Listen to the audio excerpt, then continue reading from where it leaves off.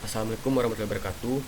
Perkenalkan, saya Okan Jora Putra Parker dengan NIM 2310931014. Pada kesempatan kali ini saya akan menjelaskan mengenai infografis dari modul-modul yang ada pada praktikum perencanaan teknik industri mulai dari modul 1 sampai modul 7. Modul 1, perencanaan proses.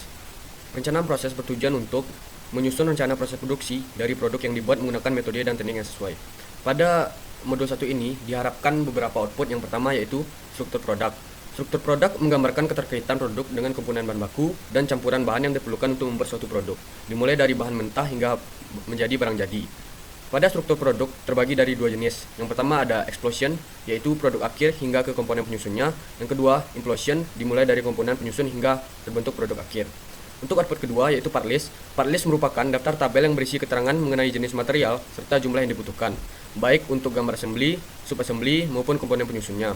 Tujuan dari part list yaitu untuk mengetahui komponen yang digunakan, mengestimasi biaya pembelian dan pembuatan produk, serta memudahkan pengecekan jumlah komponen yang diperlukan. Pada praktikum yang telah dilakukan, part list terdiri dari dua jenis item, yaitu bulk out item dan manufacturing item. Contoh dari bulk out item adalah seperti besi L lubang 2, besi L lubang 3, plat trapesium, dan sebagainya. Serta untuk manufacturing item, contohnya seperti muffler, cup triplex, plat nama. Lalu untuk output ketiga, yaitu assembly chart. Assembly chart adalah gambaran grafis dari urut-urutan aliran komponen dan rakitan bagian ke dalam rakitan suatu produk. Adapun perbedaan dari assembly chart dan struktur produk yaitu assembly chart disusun dari kiri ke kanan, sedangkan pada struktur produk bentuk diagram disusun dari atas ke bawah. Lalu perbedaan kedua, assembly chart menunjukkan urutan proses rakitan dari produk yang meliputi komponen terkecilnya, sedangkan struktur produk menunjukkan susunan komponen produk yang ingin dirancang. Untuk output keempat yaitu gambar teknik.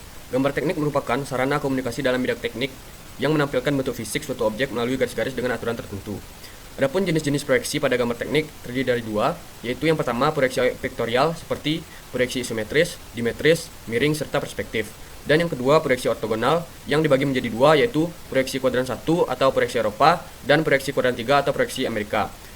Pada output gambar teknik akan dirancang 4 manufacturing item, yaitu muffler, cup triplex, plat nama, dan triplet garpu.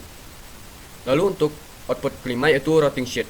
Routing sheet merupakan susunan langkah-langkah terstruktur dalam pembuatan komponen tertentu. Routing sheet berfungsi sebagai panduan gambaran menyeluruh tentang alur kerja produksi, sehingga dapat mengurangi potensi kesalahan dan meningkatkan konsistensi hasil. Data yang dibutuhkan mencakup urutan proses setiap komponen, jenis peralatan yang digunakan, serta efisiensi produksi dan tingkat scrap. Adapun rumus untuk persentase scrap yaitu jumlah material scrap dibagi total material dikali 100%. Untuk output kelima yaitu Operation Process Chart atau OPC. OPC adalah sebuah diagram yang menggambarkan alur kerja dengan memecahnya menjadi elemen-elemen operasional. Tujuan dari OPC ini adalah untuk menggambarkan bagaimana mengatur aliran produksi secara bertahap. Informasi yang dibutuhkan dalam peta proses operasi yaitu waktu proses, material yang diproses, dan mesin. Adapun simbol OPC terdiri dari operasi, inspeksi, transportasi, menunggu, menyimpan, dan aktivitas ganda. Lalu yang terakhir yaitu toleransi. Toleransi dalam gambar teknik dibedakan menjadi dua, yaitu ada toleransi ukuran atau linear dan toleransi geometrik. Toleransi ukuran dibagi menjadi dua, menjadi toleransi khusus, yaitu ketika komponen harus dibuat dengan ketelitian tinggi, dan toleransi umum atau tidak spesifik. Gambar di bawah merupakan bentuk-bentuk toleransi yang akan digunakan. Modul 2, perancangan stasiun kerja. Modul 2 bertujuan untuk merancang stasiun kerja agar tercapai efisiensi, kenyamanan, dan keselamatan kerja. Untuk modul 2 ini terdapat beberapa output yang diharapkan, yaitu yang pertama, stasiun kerja awal. Stasiun kerja merupakan ruang atau area kerja yang berorientasi pada pekerjaan yang berhubungan dengan interaksi manusia dengan peralatan secara fisik, di mana aktivitas produksi dilaksanakan. Perancangan ulang SK dengan menyesuaikan ketinggian meja, penyusunan alat, dan mempertimbangkan sikap tubuh dapat menghasilkan penilaian postur yang lebih baik, sehingga risiko muscle dan tulang dapat dikurangi. Untuk output kedua yaitu elemen gerakan. Elemen gerakan merupakan unit terkecil dalam suatu aktivitas kerja yang digunakan sebagai dasar untuk mengevaluasi alur proses kerja. Untuk elemen gerakan menggunakan pendekatan terblek yang terdiri dari 17 jenis gerakan dasar, seperti mengambil, memindahkan, menggenggam, dan lain-lain. Gerakan tersebut diklasifikasikan menjadi terblek efektif dan terblek tidak efektif. Tujuan dari elemen gerakan adalah untuk menyederhanakan pekerjaan dengan cara mengurangi gerakan berulang, mengoptimalkan penggunaan kuda tangan, serta merancang ulang tata letak area kerja agar lebih efisien. Lalu output ketiga, peta tangan kanan dan tangan kiri. Peta tangan kanan dan tangan kiri atau peta kaki merupakan peta kerja setempat yang menggambarkan seluruh gerakan kedua tangan beserta waktu mengganggunya, sekaligus memperlihatkan perbandingan beban kerja antara tangan kiri dan kanan ketika melakukan pekerjaan. Peta kaki ini berfungsi untuk menyeimbangkan gerakan agar beban kerja lebih seimbang, mengurangi kelelahan, menghilangkan gerakan yang tidak efisien, serta menjadi alat analisis tata letak stasiun kerja. Gerakan pada peta kaki diuraikan menjadi 8 elemen, yaitu ada menjangkau atau reach, memegang atau grasp, membawa, move, mengarahkan, position, menggunakan use, melepas, release, menganggur, delay, dan memegang untuk memakai hold. Lalu untuk output selanjutnya yaitu alat bantu. Alat bantu dalam perancangan stasiun kerja dirancang untuk mendukung efisiensi dan kenyamanan pekerja dalam menyelesaikan tugasnya.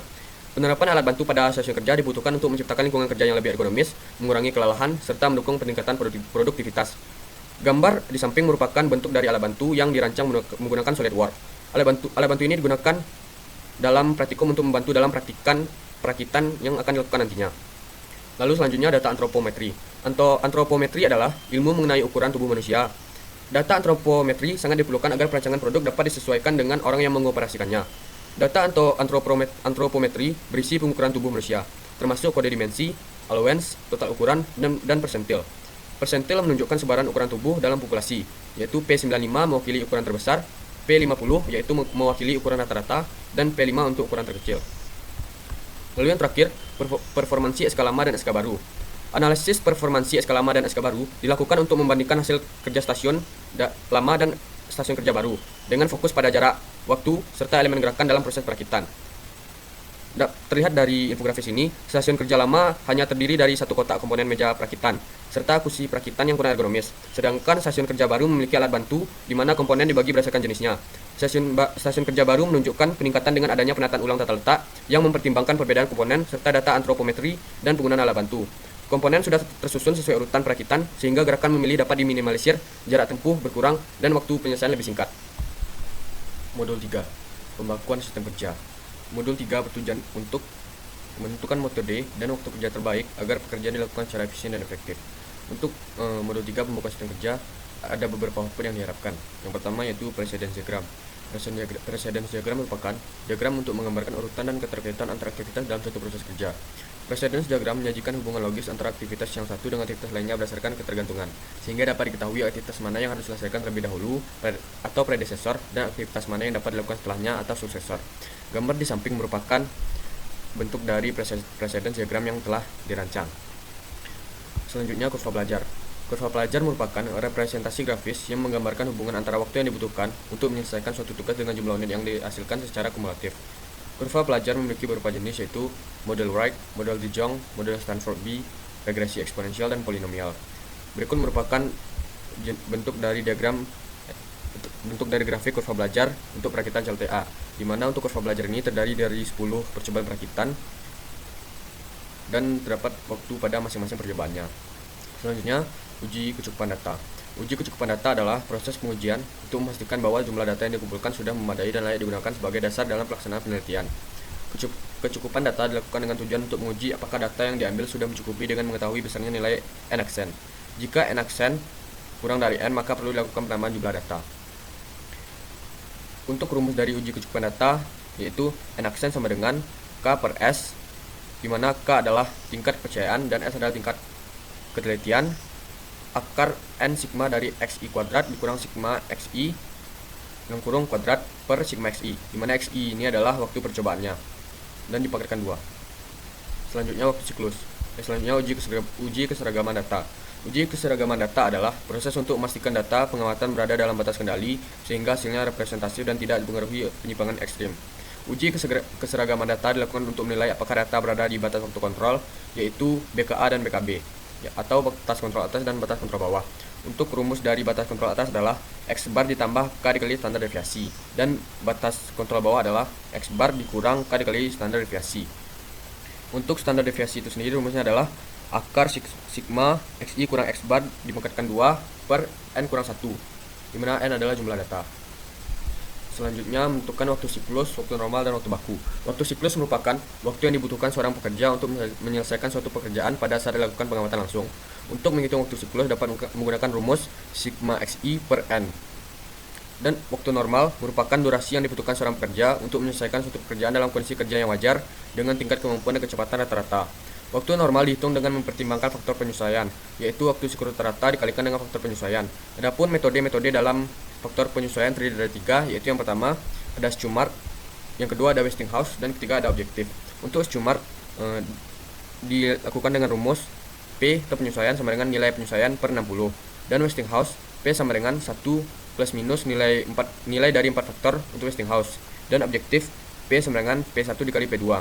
Setelah dilakukan perhitungan penyesuaian menggunakan ketiga metode tersebut, dapat dilakukan perhitungan waktu normal dengan rumus WS atau waktu siklus dikali dengan penyesuaiannya.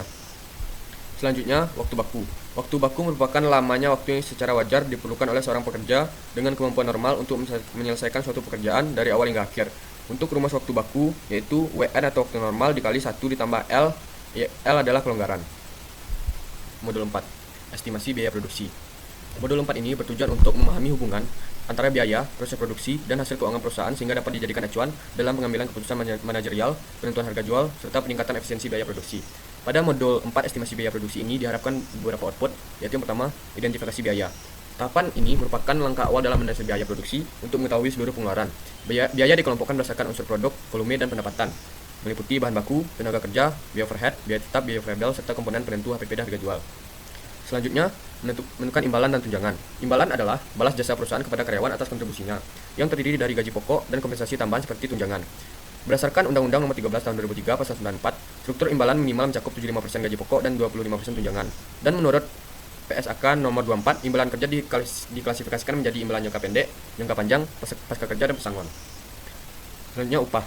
Upah adalah imbalan jasa pekerja yang menjadi pendorong utama dalam kerja. Di Indonesia, pengupahan diatur melalui pasal dan pasal, yaitu di mana mewajibkan penetapan upah secara adil, transparan, dan nasional berdasarkan jabatan, masa kerja, tanggung jawab, dan kompetensi. Penetapan upah pada praktikum dilakukan dengan beberapa metode, seperti metode ranking, klasifikasi, perbandingan faktor, dan sistem angka. Selanjutnya, klasifikasi biaya. Klasifikasi biaya adalah pengelompokan biaya berdasarkan jenis atau fungsinya dalam proses produksi. Jenis biaya-biayanya adalah sebagai berikut. Yang pertama, BBBL atau biaya bahan baku langsung, yaitu biaya bahan utama yang langsung membentuk produk. Contohnya pada praktikum seperti muffler, besi L, pelat, dan sebagainya. Yang kedua, biaya bahan baku tidak langsung atau BBBTL, yaitu biaya bahan pendukung yang tidak melekat langsung pada produk. Contohnya plastik, kardus, dan lain-lain yang tidak langsung berkaitan dengan produk. Lalu yang ketiga, BTKL atau biaya tenaga kerja langsung, yaitu upah pekerja yang terlibat langsung dalam proses produksi. Adapun contoh dari BTKL ini seperti staf perakitan, staf manufaktur, atau staf-staf yang langsung berkaitan dengan proses produksinya. Lalu yang keempat ada BTKTL atau biaya tenaga kerja tidak langsung, yaitu upah pekerja yang mendukung produksi tetapi tidak langsung membuat produk. Contohnya seperti staf keuangan, staf administrasi, dan sebagainya yang tidak langsung berkaitan dengan proses pembuatan produk. Lalu ada biaya overhead pabrik atau BOP, yaitu biaya produksi selain bahan baku dan tenaga kerja langsung. Maka biaya lainnya termasuk pada BOP. Lalu biaya administrasi, biaya untuk kegiatan pengelolaan administrasi usaha. Lalu ada biaya aset, yaitu biaya terkait kepemilikan dan penggunaan aset usaha. Contohnya seperti gedung, mesin-mesin, dan sebagainya. Lalu selanjutnya biaya umum, yaitu biaya operasional yang bersifat umum dan tidak spesifik ke produksi. Contohnya pada keuangan ada pena, ada penggaris tempat sampah, dan sebagainya. Lalu ada biaya reparasi, yaitu biaya perbaikan dan pemeliharaan peralatan atau aset. Selanjutnya ada penyusutan. Penyusutan merupakan pengurangan nilai aset tetap akibat pemakaian dan usia. Perhitungan penyusutan diambil dari biaya-biaya aset yang telah ditentukan tadi, sehingga untuk perhitungan penyusutan yaitu ada yang pertama menentukan nilai residualnya, yaitu harga perolehan per umur ekonomi aset. Lalu untuk penyusutan per tahun, yaitu harga perolehan dikurang nilai residual per umur ekonomi aset. Lalu ada penyusutan per bulan, yaitu penyusutan per tahun dibagi dengan 12. Selanjutnya ada fixed cost dan variable cost. Fixed cost atau biaya tetap merupakan jenis biaya yang totalnya tidak berubah meskipun terjadi variasi dalam tingkat aktivitas atau volume produksi selama masih berada dalam rentang kapasitas yang relevan. Lalu ada variable cost, yaitu biaya yang dapat berubah seiring dengan berjalannya aktivitas bisnis. Selanjutnya dapat ditentukan HPP, PPN, dan harga jual. HPP atau harga pokok produksi merupakan total biaya yang dikeluarkan dalam proses mengubah bahan baku menjadi produk jadi. HPPN atau harga pokok penjualan adalah total biaya untuk memproduksi dan menjual barang dalam satu periode. Dan harga jual adalah nilai yang dibebankan perusahaan kepada pembeli atas produk yang dihasilkan. Lalu selanjutnya ada biaya penjualan. Biaya penjualan merupakan biaya yang berhubungan dengan kegiatan penjualan antara lain seperti biaya promosi dan biaya distribusi. Laba rugi. Laba rugi merupakan laporan keuangan yang menunjukkan kinerja keuangan perusahaan dalam satu periode, meliputi pendapatan, beban, laba, dan rugi. Adapun untuk rumus dari laba rugi yaitu harga jual per unit dikali jumlah unit dikurang HPPN dikali dengan jumlah unit.